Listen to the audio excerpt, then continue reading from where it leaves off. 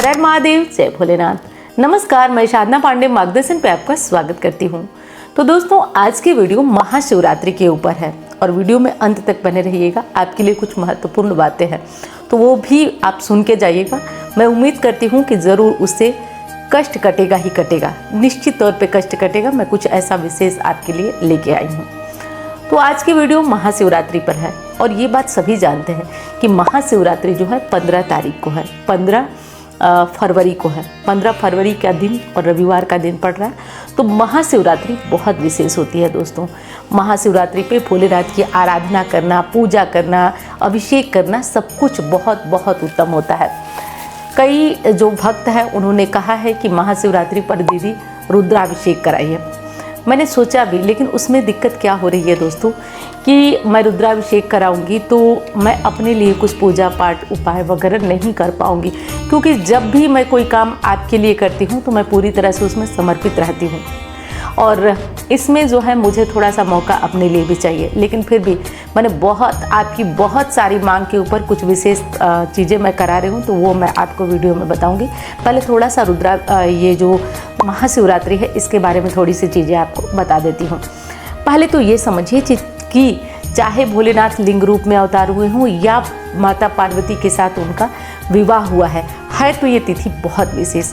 और जो लोग यहाँ केवल आजमाने के लिए आए हैं ना कि भोलेनाथ की जो शिवरात्रि पे पूजा करेंगे कुछ होगा नहीं होगा, उनसे मैं एक चीज़ तो बता दूं कि दुनिया का छोड़िए उदाहरण, मैं खुद उदाहरण हूँ। भोलेनाथ मन चाही मुराद पूरी करते हैं, मुँह मांगी आपकी इच्छा पूर्ण करते हैं, वो होती है महाशिवरात्रि। बस कायदे से करके तो देखिए, जैसे मैं बता रही हूँ वैसे करके देखिए।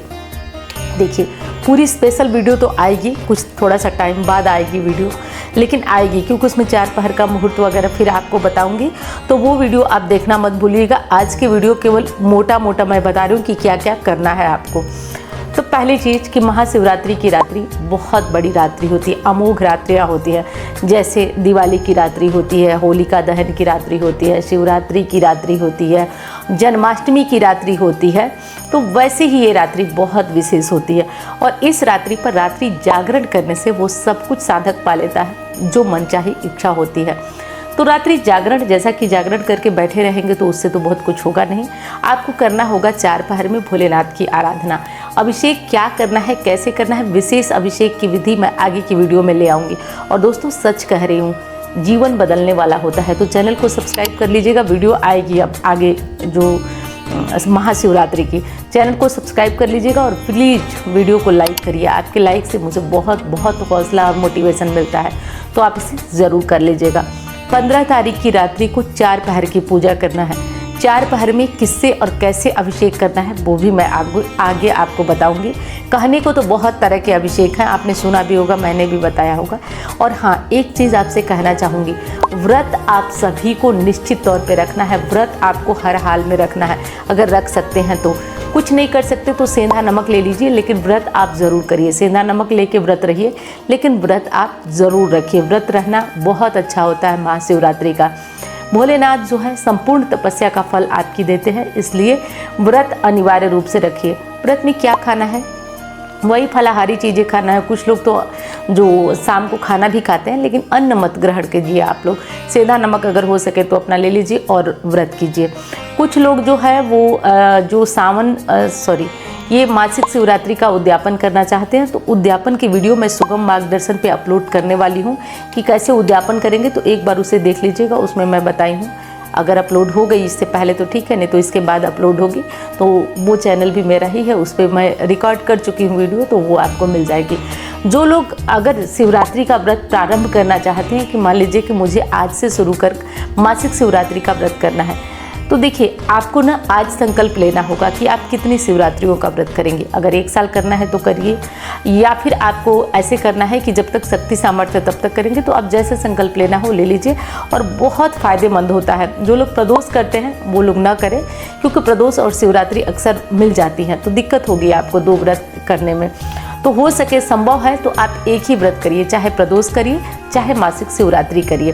और हाँ, मासिक शिवरात्रि एक आती है क्योंकि कृष्ण पक्ष की चतुर्दशी तिथि को ही मासिक शिवरात्रि होती है, ध्यान रखिए। और प्रदोष होता है धनतेरस या त्रयोदशी तिथि को, और ये दोनों पक्ष में, उजाले पक्ष और अंधेरे पक्ष दोनों पक्ष का किया जाता है। तो प्रदोष महीने में दो आता है और शिवरात्रि एक आती है, इसे ध्यान रखिए आप लोग। और प्रदोष और मासिक शिवरात्रि एक नहीं होती है, मैं बार बार आपको बताई हूँ, तो ये चीज़ आप समझ लीजिए। अब कुछ विशेष बातें और आपको समझा देती हूँ। जैसे भोलेनाथ की प्रसन्नता के लिए आप ये सारे कार्य तो कर ही सकते हैं। अब देखिए, अगर आप इसमें पार्थिव शिवलिंग बनाते हैं तो पार्थिव शिवलिंग का पूजन अनिवार्य रूप से करिए। पार्थिव शिवलिंग का पूजन करने से हर रोग, हर कष्ट, हर परेशानी दूर होती है। तो देखिए, इस बार जो चतुर्दशी तिथि है वो शाम को 5:00 पर प्रारंभ हो रही है और ख़त्म हो रही है अगले दिन। तो कंफ्यूज मत होइएगा, क्योंकि 15 तारीख को ही आपको शिवरात्रि का व्रत करना है। और शिवरात्रि के व्रत से आप बहुत कुछ पा सकते हैं, जो मनचाही इच्छा है। अगर विवाह नहीं हो रहा तो विवाह होगा आपका, मतलब ये 40 दिनों के अंदर चमत्कार करता है। तो आप करके देख लीजिए। अब आइए, जो मैंने आपसे पहले कहा कि कुछ विशेष लाई हूँ आपके लिए, वो बता देती हूँ।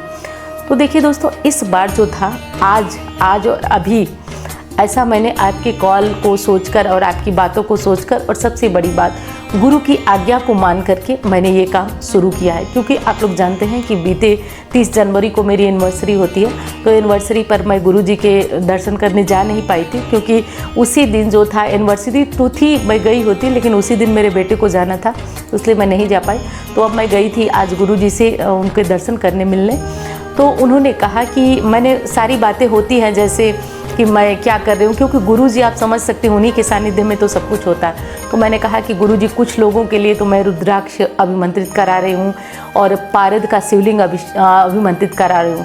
तो गुरुजी ने कहा कि इतनी अच्छी चीज़ है तो तुम ऐसे कॉमन क्यों कर रहे हो, क्यों नहीं तुम लोगों को सबको बता दे रहे हो कि जो लोग इसे लेना चाहते हैं वो संपर्क करें तुमसे।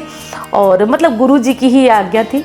तो आइए, अब मैं पूरी बातें आपको समझा देती हूँ कि क्या क्या चीज़ें अब मार्गदर्शन चैनल पे और शिवरात्रि पे अभिमंत्रित होने वाली हैं।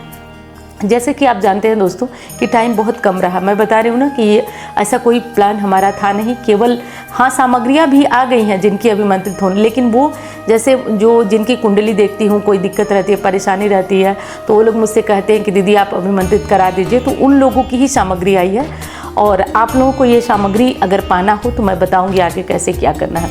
तो देखिए, सबसे पहली चीज़ तो ये है कि इस बार जो है वो मैं पारद शिवलिंग, अब पारद शिवलिंग का इतना ज़्यादा लाभ है दोस्तों, इतना ज़्यादा लाभ है कि पारद शिवलिंग पे यदि कोई अभिषेक करता है तो वो कुबेर के समान धनवान होता है। पारद शिवलिंग की इतनी बड़ी विशेषता है। तो थोड़ा सा ये महंगा होता है, हर जगह आपको शुद्ध नहीं मिलता है।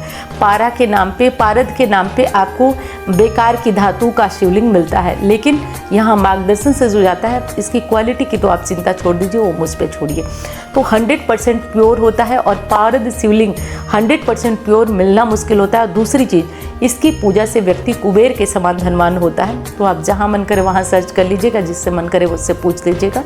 और कुछ ऐसे विशेष हैं, जैसे कि देखिए, मुझसे कमज़ोर लोग भी जुड़े हैं और बहुत अच्छे लोग भी जुड़े हैं। तो जो काफ़ी जो है व्यापारी वर्ग है, उनके लिए वो चीज़ें कम से कम 12 की संख्या में अभिमंत्रित अभी समय वर्तमान में हो रही हैं।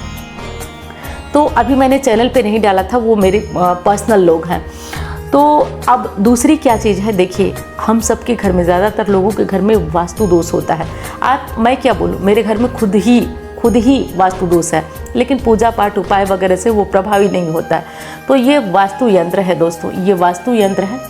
तो इसको आपको अपने दरवाजे के दोनों तरफ लगाना होता है, और एक जो है जहाँ पे आपको लगे पर्टिकुलर कि उस जगह पे, जैसे आपका किचन सही नहीं है, टॉयलेट सही नहीं है, तो उस जगह पे आपको लगाना है। तो ये वास्तु यंत्र है, ठीक है। तो ये भी इस रात में ऐसी शक्ति होती है कि किसी भी चीज़ को अभिमंत्रित करेंगे तो वो पावरफुल हो जाएगी। मैंने 4 रात्रियों की बात आपसे कही। तो वास्तु यंत्र भी अभिमंत्रित हो रहा है, इसमें करना कुछ नहीं है। ये आपके यहाँ पहुँचेगा और आपको बताया जाएगा कि कहाँ कहाँ लगाना है। तो उसे केवल अपने घर में वास्तु दोष की जगह पे और घर के मुख्य द्वार पे इसे लगा दीजिएगा। तो ये आपको, मतलब क्या बताऊँ मैं, आप जब किसी चीज़ को करेंगे, मैं मुंह से बढ़ा चढ़ा कर बताना नहीं चाहती हूँ, आप जब करेंगे तो इसका प्रभाव स्वयं आपको दिखेगा।